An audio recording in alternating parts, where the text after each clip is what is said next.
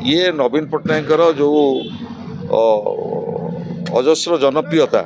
आज जो भाव में अतुट रही लोक अनुभव कर आपण मैंने देखुए प्रभु जगन्नाथ आशीर्वाद ओडिशार जनप्रिय नेता पांच थर मुख्यमंत्री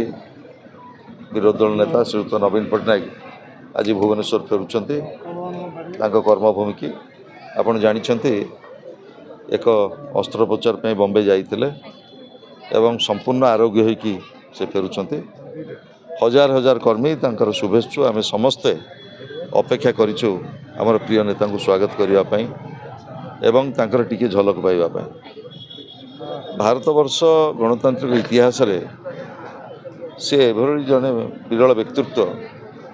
जी गोटे आंचलिक दल नेतृत्व नहीं पांच पांच थर ओडिशार मुख्यमंत्री होती एवं आज गोटे बड़ जनाधार से नेतृत्व नौकरी एवं तांका नेतृत्व में विजु जनता दल आज ओडिशा रे गोटे सशक्त विरोधी दल हिसाब से आम कर्तव्य करुचु आज ओडिशार 4.5 कोटी जनसाधारण से प्रिय नेता एवं तांका नेतृत्व ओडिशावासी अपेक्षा करछन्ती पुणी कौ दिन नवीन बाबू आसबे पुणी ओडिशार शासन भार निज हाथ को नेबे एवं ओडिशार विकास आग भली आहरी गतिशील हम निर्वाचन मंडली रे जे विधायिका नुआ होइछन्ती से कौन सी जगह को रस्त करना गोटे गांडू माटी पड़नी या नहीं कौन कहला वीर नरसिंह शुणु ए समय से बाबद गोटे अलग पृष्ठभूमि में आम समीक्षा करवा जेहेतु नवीन बाबू जी आसुंच आम स्वागत करने शुभेच्छु आम समस्त अपेक्षा करूँ ताको गोटे अलग समय केतबेले आसत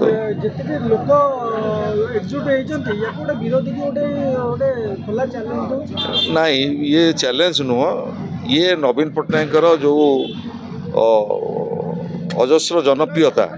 आज जो भाव में अतुट रही लोक अनुभव कर आपण मैंने देखुए सर दीर्घ 15 दिन पूर्व नवीन पट्टनायक एठू जाइए देह खराब नहीं कि लोक बहुत मन दुख करते नेता जो मानकर से प्रिय नेता थे समस्त प्रिय नेता थे मन दुख करते आज केते खुशी अछंती आज समस्ते खुशी अछंती समस्ते खुशी अछंती प्रिय नेता नवीन बाबू आसुछंती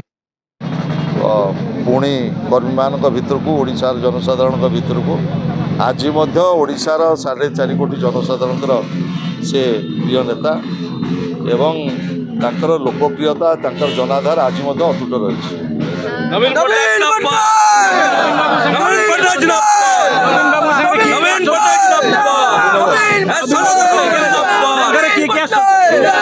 ऑफिशियल स्टाफ